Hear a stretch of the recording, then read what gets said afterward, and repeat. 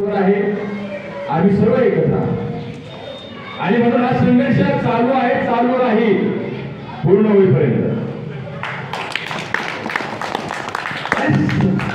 19 ऑगस्टला बसल्यानंतर अनेक बैठका झाल्यानंतर पुन्हा निवडणूक आली विधानसभेची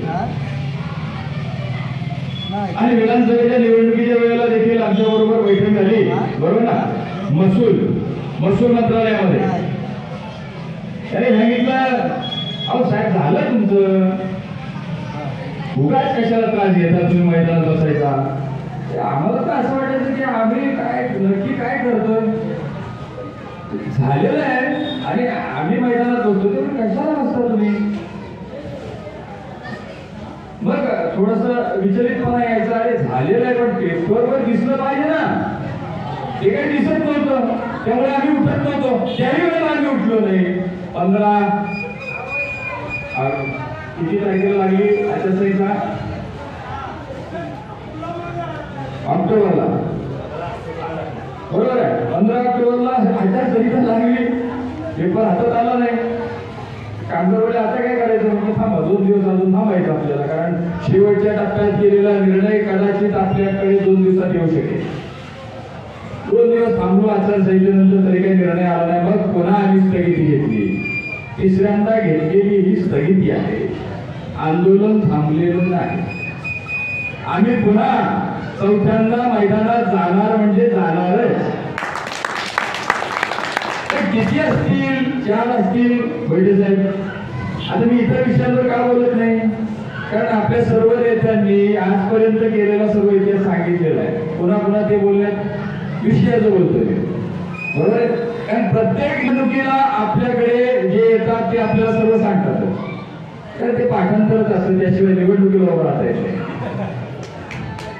परंतु या ठिकाणी येण्याचं कारण आहे, कारण आंदोलन सुरू झाल्यापासून आम्ही या ठिकाणी येण्यासाठी धडपडत होतो, योग शोधत होतो, परंतु तो योग आला नाही. हा योग पाटील साहेब, अनपट साहेब यांनी, सरपंच या लोकांनी हा योग घडवून आणला आणि आपण जाऊया या दिवशी असं ठरवल्याबरोबर मी पटकन सांगितलं बरोबर जाऊया, कारण आपण या ठिकाणी आल्याशिवाय या भूमीला ज्या नामदेव बापूंची पावलं लागली तिथे काहीतरी ऊर्जा आपल्याला मिळणार होतं ना. आज आपण इथे जमा झालोय, या गोष्टीची चिंता अनेकांना. याच्या मागे उद्देश, आमचा उद्देश शुद्ध आहे, फक्त साठी.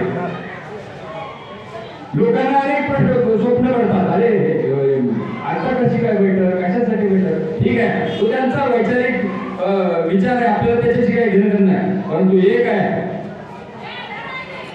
आज शपथविधी आहे,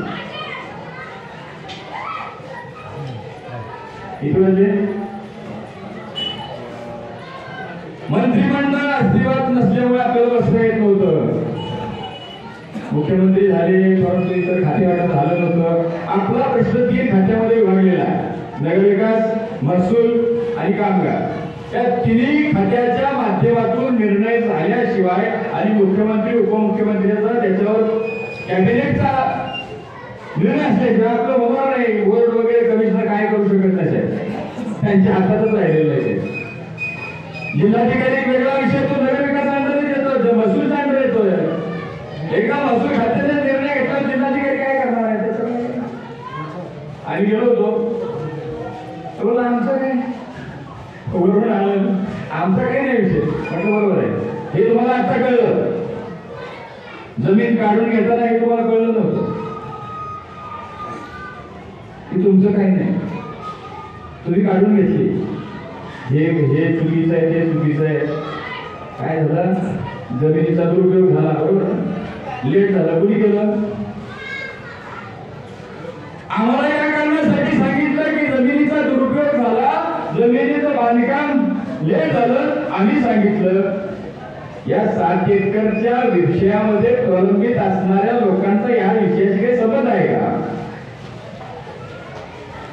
लेट कोणी केलं, शासनाने केलं, बरोबर ना. बोर्ड म्हणजे शासन, तुम्ही निर्णय घ्यायचे.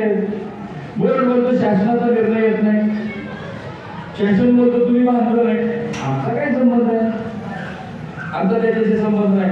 जागेचा दुरुपयोग, आम्ही तिथे राहायला गेलो नाही तर दुरुपयोग आमचा संबंध काय. म्हणजे कोणाच्या तरी दोषाचा, कोणाच्या तरी पापाचं, कुणाच्या तरी काय म्हणतात गुन्ह्याची सजा तुम्ही आम्हाला देता. दुरुपयोग कोणी केला करा कारवाई, दिरंगाई कोणी केली करा कारवाई. आम्ही तर म्हणतो 20 वर्ष तुम्ही आम्हाला आमच्या घरापासून वंचित ठेवलं, याची कारवाई शासनावर केली पाहिजे. ज्या लोकांमुळे 20 वर्ष लागली त्या लोकांवर कारवाई केली पाहिजे आणि जी वाढलेली किंमत आहे ती त्यांच्याकडून वसूल केली पाहिजे. परंतु हा विषय बाजूलाच राहतो. तुमचा काय संबंध आहे?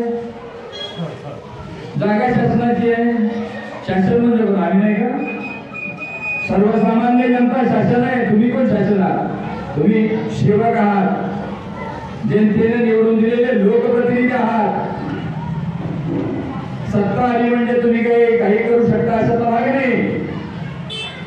म्हणून आम्ही सांगतो, लोक बोलले आता काय, तसं काही नाही. कारण अनेक सत्ताधीशांना देखील वाट दाखवलेली आहे. कुठली? सत्तेत असताना मुख्यमंत्री असो, गृहमंत्री असो, त्यांना देखील कायद्याने जेलची हवा खायला लागली. पण सत्तेचा दुरुपयोग करून तुम्ही काय करू शकत असाल असं वाटत असेल. आता हे रेकॉर्डिंग होते, जे जाणार आहे तिथपर्यंत.